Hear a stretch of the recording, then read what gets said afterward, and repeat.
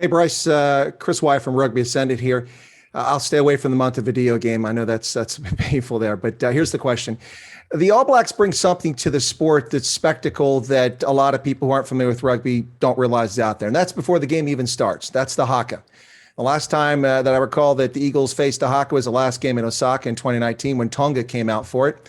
The All Blacks are going to come out with it this time. What's the reaction? And other than the French walking up and challenging the haka once upon a time, most teams just stand there in solidarity. You guys ready for the haka? And does it bring something exciting as an opponent facing the All Blacks, that dimension, which is not part of the game, but it comes before the game and sets the stage?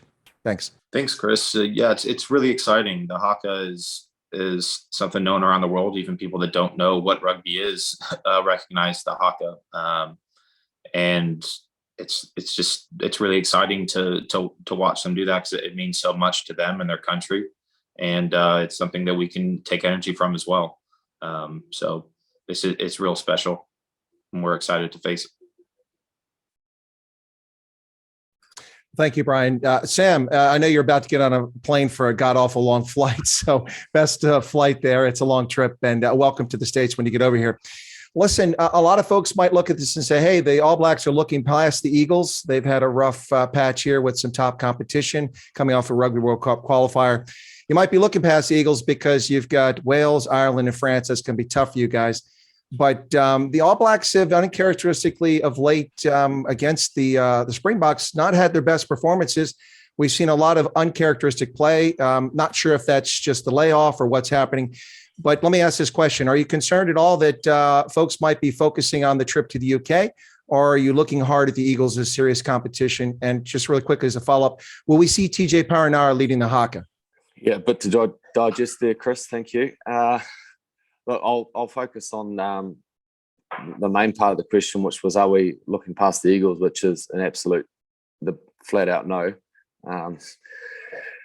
And one of the things about playing for the All Blacks is you have to perform every single week. There's expectation on ourselves and from the public that, and the black jersey sort of demands that you perform every week, because it's got such a rich history of performing so well. So as soon as you take your mind or allow your mind to drift elsewhere, you won't do a job that's required in the weekend. And I know the teams they've had a week off. It'll be close to 3 weeks between games. And our last one, you're right, we're coming off a loss against South Africa. So there'll be plenty of motivation to go out and play really well. There'll probably be a few guys who haven't played a lot of rugby really looking to put their hand up for selection later on in the tour as well. So, but we're really looking forward to playing Bryce and his men. We know it'll be a massive occasion, and we're going to give it the respect it deserves. I'm going to go back to Chris Wyatt and then Alex Goff. Thanks, Brian. Very quickly for Bryce, no one can accuse the Eagles of not seeking a challenging schedule after a nearly 2-year layoff because of the pandemic. England at Twickenham, Ireland at Aviva. You've got the All Blacks now, and they did the rough challenge for the qualifier. What do you guys take from this? It's been a challenging season from the standpoint that you've faced some top-notch competition and not necessarily gotten the results you're looking for, but has the team grown? I know that Gary Gold is focused on improving the team and getting to the 2023 World Cup. So Bryce, from your perspective, have these test matches helped the team? Are you looking better as a team and gelling better going forward and have a strong chance of qualifying for the World Cup as a consequence? Thank you. Hey, Chris. Yeah, absolutely.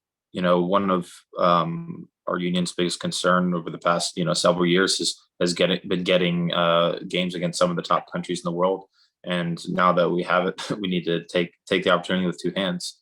There's no better way to get better than to play teams that are frankly, better than where you are at the moment. And we just hope to continue to close that gap. We've learned a lot about ourselves and the way that we wanted to play the game. We've haven't necessarily gotten the results that we wanted, but we've shown sparks of really, really good rugby and really promising things. And we've got a handful of new guys on the team that are injecting themselves into playing in the Eagles jersey, which is really exciting. And it's just a matter of time and a bit more, hard work. And like I said, we'll continue to close that gap.